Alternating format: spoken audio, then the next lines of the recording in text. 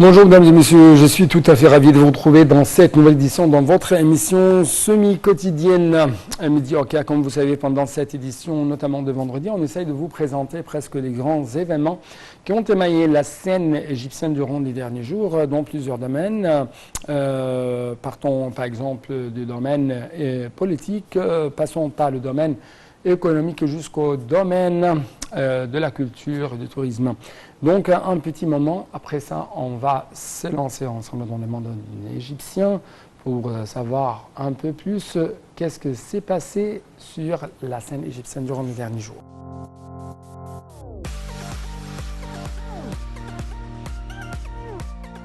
Commençons donc tout de suite par une nouvelle qui a attiré l'attention du monde entier, non seulement ici en Égypte, mais aussi encore une fois sur la scène internationale.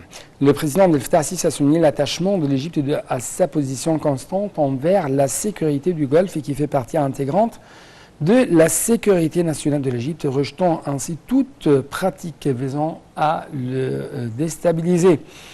Monsieur le Président a tenu ses propos en recevant au palais de l'Étardé ici au Caire le prince héritier saoudien Mohammed bin Salman bin Abdelaziz Al Saoud, selon toujours les déclarations faites par le porte-parole de la présidence égyptienne, monsieur l'ambassadeur Bassam Radhi. Les explications, les éclaircissements seront dans ce compte rendu. Le président Abdel Fattah el-Sisi a souligné l'attachement de l'Égypte à sa position constante envers la sécurité du Golfe, qui fait partie intégrante de la sécurité nationale de l'Égypte, rejetant toute pratique visant à le déstabiliser. M. el-Sisi a tenu ses propos en recevant au palais de l'Etihadiyya le prince héritier saoudien Mohammed bin Salman bin Abdelaziz Al Saoud, a déclaré le porte-parole de la présidence de la République.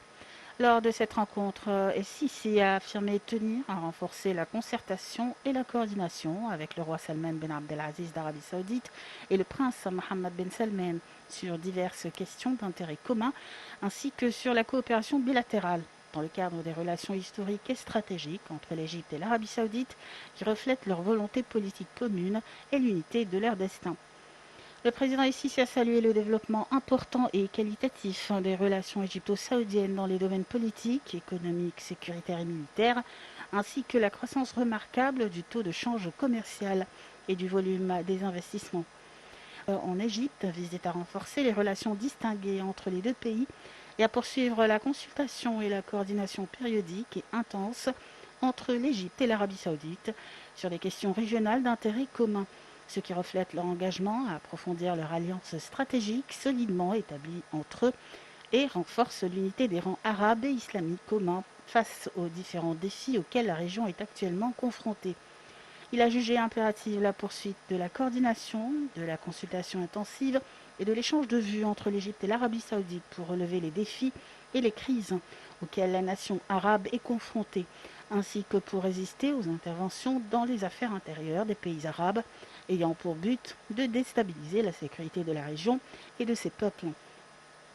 Le prince héritier saoudien s'est également félicité du rôle axial et constant de l'Égypte en tant que pilier principal de la sécurité et de la stabilité dans la région.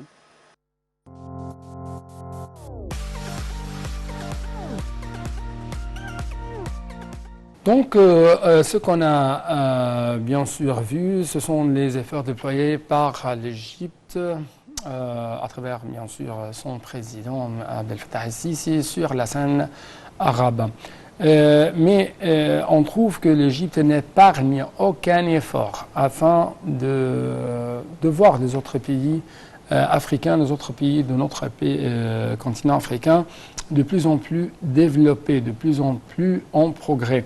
C'est pourquoi l'Égypte a lancé il y a presque 3 ans son forum qui s'appelle le Forum d'Assouan pour le développement et pour l'appeler développement durable. C'est à cette occasion qu'on trouve que le président Abdel Fattah el-Sisi a jugé dans cette 3e édition de ce forum importante la solidarité entre les pays africains via le nombre d'initiatives pour trouver des solutions efficaces et créatives permettant de surmonter les circonstances difficiles actuelles et ce au vu des défis que relève le continent. Bien sûr, le continent africain se trouve actuellement face à plusieurs défis, parlant des défis sanitaires, des défis sécuritaires, des défis militaires, des défis économiques, des défis changement climatique, beaucoup des défis. Et l'Égypte, encore une fois, essaye à tout prix à être aux côtés de ses frères africains. Donc les messages présidentiels qui ont été lancés pendant cette édition seront dans ce prochain compte rendu. Le président Abdel Fattah el-Sisi a jugé importante la solidarité entre les pays africains via nombre d'initiatives pour trouver des solutions efficaces et créatives permettant de surmonter les circonstances difficiles actuelles, et ce, au vu des défis que relève le continent. Dans une allocution adressée par visioconférence à la 3e édition du Forum d'Assouan pour la paix et le développement durable, dont les travaux ont démarré mardi, le chef de l'État a estimé indispensable de poursuivre la mise en œuvre des initiatives via des mécanismes efficaces et des objectifs ambitieux réalisant les aspirations des peuples africains. L'Égypte a tenu à créer le Centre sahélo-saharien de lutte contre le terrorisme pour servir les peuples de la région afin de pouvoir contrer les retombées négatives de ce phénomène, a noté le chef de l'État, soulignant qu'elle cherchait également à renforcer les capacités des institutions africaines dans les zones affectées, surtout dans la région du Sahel, via de stages de formation pour les troupes participant aux missions de maintien de la paix. Le président a souligné le lancement par l'Égypte du Centre de l'Union africaine pour la reconstruction et le développement post-conflit, pour jouer un rôle efficace en matière d'élaboration de programmes et d'activités afin de soutenir les pays sortant des conflits, d'y instaurer stabilité, sécurité et développement et d'y éviter le retour à nouveau au conflit.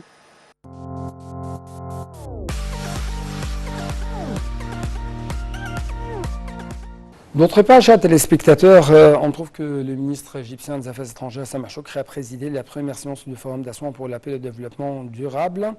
La séance, animée par M. Shoukry, a porté sur les défis que relève le continent africain, les moyens de les affronter.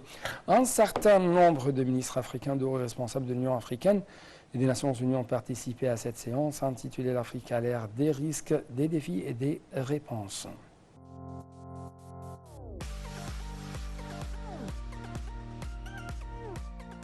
Jetons un coup d'œil sur le dossier économique ici en Égypte, qui s'avère une priorité maximale sur l'agenda de travail du gouvernement, selon les affirmations faites par le Premier ministre Dr Moustapha Madbouli. Le Premier ministre a en fait évoqué la tenue quotidienne de réunions avec les ministres et des responsables gouvernementaux chargés de dossiers économiques dans le but d'œuvrer à attirer les investissements, promouvoir la participation du secteur privé et régler les problèmes des investisseurs. Lors de sa présidence de la réunion du groupe économique pour l'examen d'un nombre de sujets importants relatifs aux dossiers économiques, M. Madbouli a évoqué la pleine coordination avec la Banque centrale en vue de consacrer le financement nécessaire pour la fourniture des marchandises et des équipements de production, notamment avec la poursuite des répercussions de la crise russo-ukrainienne qui jette ses ombres sur l'économie mondiale et affecte même les plus grandes économies du monde. Le Premier ministre a évoqué la formation du Haut Comité pour la performance économique qui tiendra des réunions périodiques pour suivre les directives données au ministre et s'assurer de la mise en œuvre des consignes requises.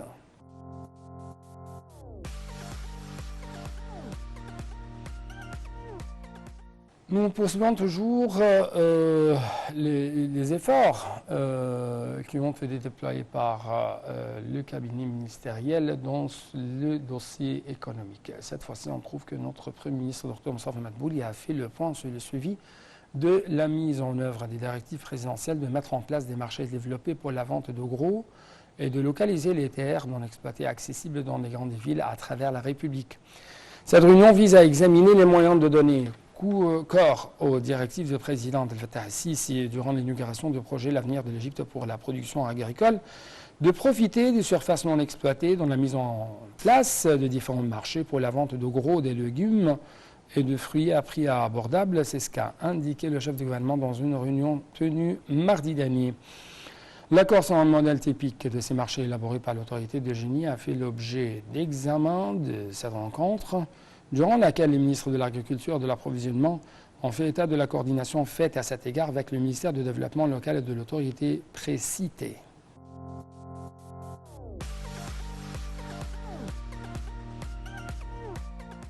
De retour au niveau de relations égypto-africaines, on trouve que le ministre du Développement local, Mahmoud Sha'rawi, a déclaré que l'Égypte avait établi de bonnes relations avec les pays africains et avait même une grande place non seulement au niveau des pays, mais aussi au niveau des peuples africains, grâce à l'approche adoptée par le président Abdel Fattah al-Sisi visant à renforcer les relations avec les autres pays de notre continent africain. Cette approche a eu un impact significatif sur l'attraction de tous les pays africains vers l'Égypte, a-t-il dit, en marge des activités de clôture du deuxième cours de formation dans le domaine de développement local et de la décentralisation pour les cadres locaux africains. Ce cours d'11 jours a été organisé par le ministère du Développement local en coopération avec l'Agence égyptienne de partenariat pour le développement au ministère des Affaires étrangères.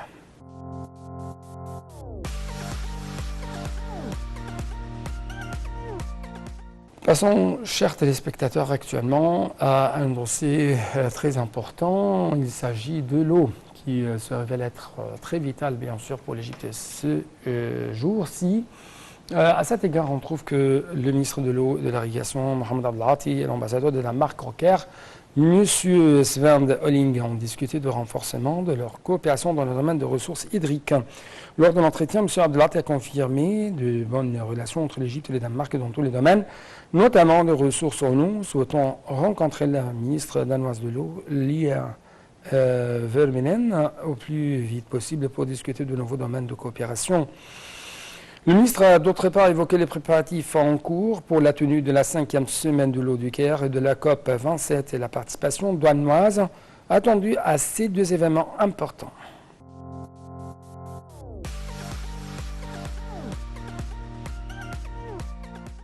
Une nouvelle très importante qui touche bien sûr le cœur de l'économie égyptienne, c'est le cours du dollar qui est resté stable face à la livre égyptienne durant les opérations matinales de mardi, dont les banques égyptiennes gouvernementales et privées, dont la Banque nationale et la Banque Misr.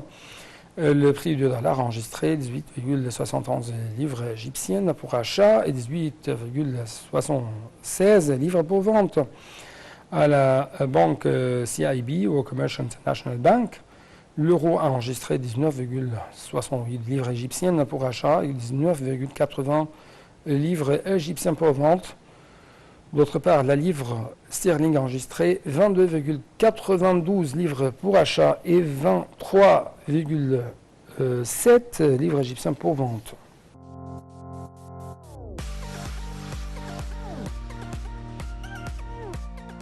De retour donc aux messages qui ont été lancés par l'État égyptien durant la 3e édition du Forum d'Assouan qui est tenu ici en Égypte durant les derniers jours.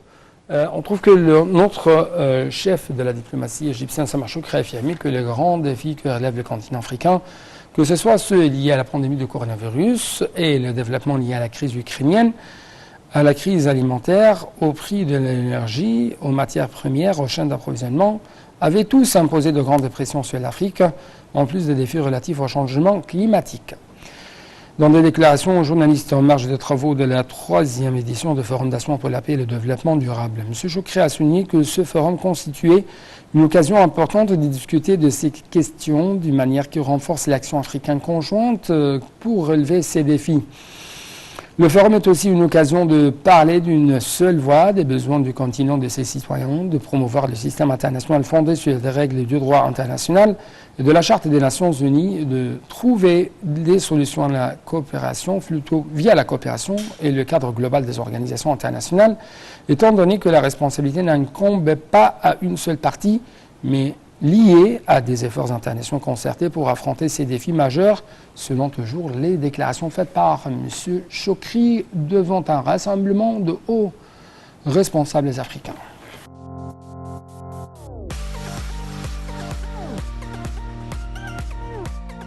De sa part, le ministre égyptien du pétrole et des ressources minières, Tariq El-Molla, a souligné que l'Égypte était un portail exemplaire du marché africain du Moyen-Orient.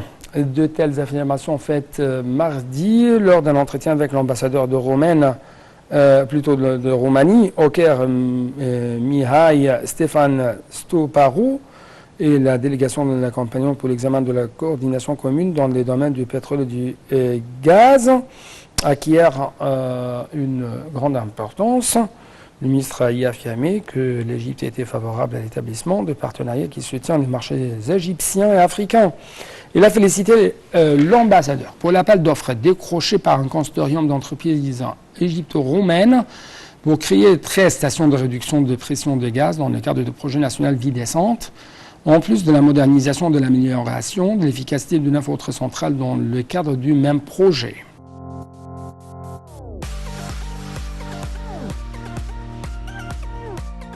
Donc avec cette dernière nouvelle qui a porté sur cette coopération de plus en plus